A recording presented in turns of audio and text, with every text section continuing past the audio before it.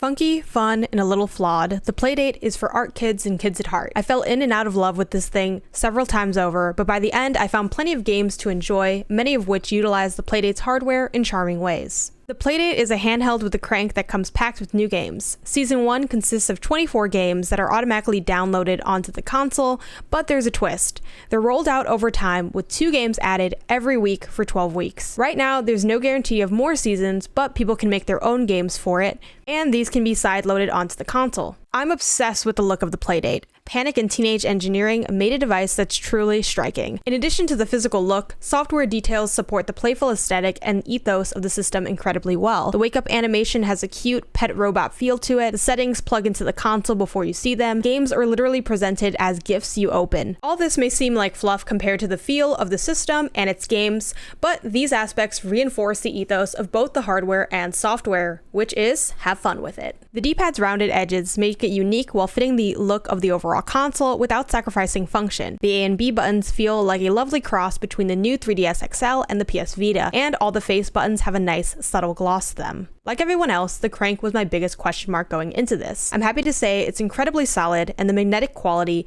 means it stays in place whether you've docked it or are spinning it with all your might. It's sturdy, smooth, and completely silent. It's also worth noting that the Playdate has a 3-axis accelerometer that allows for motion control.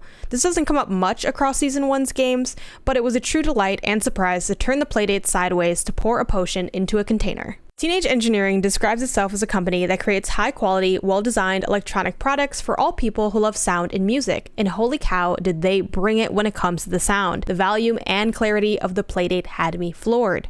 According to the Playdate's official website, Bluetooth support is coming, but for now, there's always a headphone jack. Entirely in black and white, I'm thoroughly impressed with how good these games look and how bright the screen is considering that it doesn't have a backlight. Every game has a unique art style, with Pick, Pack, Pup creating cute comic book panels to tell a story of a dog sorting items in a warehouse with matching puzzle gameplay, and Zipper using dramatic contrast and negative space to create a fierce backdrop for its turn-based samurai combat. The Playdate can definitely hang in dimmer conditions than you might expect, but it still isn't a great experience if only your bedroom lamp is on or if you're sitting at certain angles that don't catch the light quite right. And yes, you will still need those street lights shining to play anything if you're the passenger during night drives. It's not the most challenging problem to avoid, but it does negatively impact the experience even indoors. The Playdate's battery lasts 8 hours active or 14 days on just the standby clock, according to the official website. Unfortunately, because it's impossible to fully turn off the console, it means it's always draining the battery with a mix of those active and standby hours. Because Press was on a 2 games a day download schedule, we were told our experience with the battery may be worse than regular consumers. For me, if I played regularly, I found myself having to charge the device every few days. In general, the battery life isn't bad, but it does mean if you're trying to play regularly, you're going to want to have a consistent cadence of charging, which isn't ideal for a device with such a casual pick-up-and-play nature. By far, my least favorite thing about the Playdate is the ergonomics. Despite the rounded corners, there's a sharpness to the sides that can be felt if you apply pressure in the wrong spot. As usual, it's worth emphasizing that everyone is different and will thus feel different regarding ergonomics. I have small hands, and I don't know how much of a factor that played for or against me.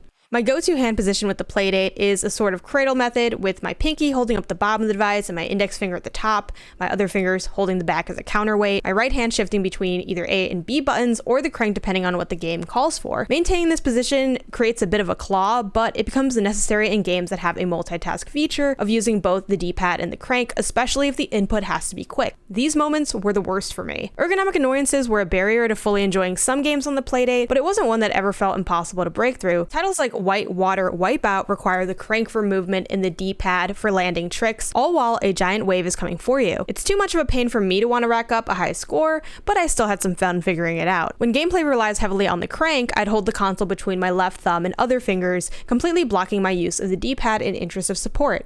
This works pretty well, but even in these instances, moving the crank, especially quickly, creates an awkward push and pull between me and the console because the whole thing basically shakes. This is most noticeable in games like Time Travel Adventures, where every subtle push and pull on the crank makes a wind-up man move ever so slightly in an effort to avoid enemies on his way to the end of the level. Some obstacles in Time Travel Adventures require you to crank it at lightning speeds, but since there are no other inputs, I found it manageable, and that remains one of my favorite games on the console. For games that primarily or exclusively excessively used the face buttons, I held the Playdate the way I would a Game Boy. So when I was jumping and shoveling my way through a blazing forest and up in smoke, it felt like I was playing on just about any device. So are the games good? Yes. The weekly rollout is risky in that your least favorite games could come at any time, but it's glorious in having a curated selection of good games delivered to you digitally. The first games I played were Whitewater Wipeout and Casual Birder. Whitewater Wipeout was cool but a little uncomfortable to play. Casual Birder is about taking photos of birds where the crank helps you focus the camera, but it just didn't grab me. It was stiff to me and felt cramped on such a small screen. For a moment I thought, damn, I'm not a fan of the Playdate after all. But the next day, Time Travel Adventures, one of my favorites, appeared, and so did Boogie Loops, a spiritual successor to Mario Paint that features dancing animals at the top. I started trying to figure out what each icon and element did. I started experimenting with sound and pitch, and most importantly, I focused on figuring out how to make the panda bears and pizza slices at the top shake their ass because it was dumb and cute and funny. I still am nowhere near close to making a song, but I want to, and if I don't ever make the song, who cares? I'm having fun with it.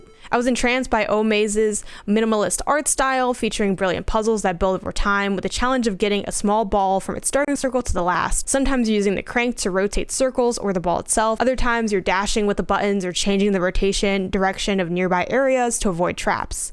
Spellcorked had me cranking to mix potions for customers. Inventory Hero turned item management into a focal point and somehow made it fun. Snack is a snake game that I was way too excited to play. Star Sled lets me fly through space with a crank to essentially lasso stars. I'm plenty content with this library. And of course, the main question I get is, who is this for and is it worth $179? Well, the Playdate is for art nerds, game collectors, indie fans, Apple Arcade stands, and really anyone who thinks the idea of a bizarre little square with a crank and 24 games that all have something different and amusing to say is exciting. If this is you, you'll likely find some joy in the Playdate. But if you need to have must-play, Game of the Year contender level games, if you're worried about the comfort of the device, or if the $179 price point generally gives you pause, this is likely not for you. Overall, I welcome the Playdate into my collection. I look forward to the creativity that will come from the community, and I'm crossing my fingers for a season 2 of games. I have plenty of criticisms of the Playdate. I don't recommend it to everybody, but I am absolutely its audience. In short, the Playdate is a well-constructed device oozing with charm, and its library has plenty to love. But at times, its unique crank can create more ergonomic issues than it's worth, and despite how impressive the screen is, I still find myself longing for a backlight. Comment and let me know your thoughts, questions, and concerns with the Playdate. Be sure to read the full review over at pen2pixels.com, linked in the description below. And as always, be sure to like, subscribe, tap the bell, and we'll see you here next time. Bye!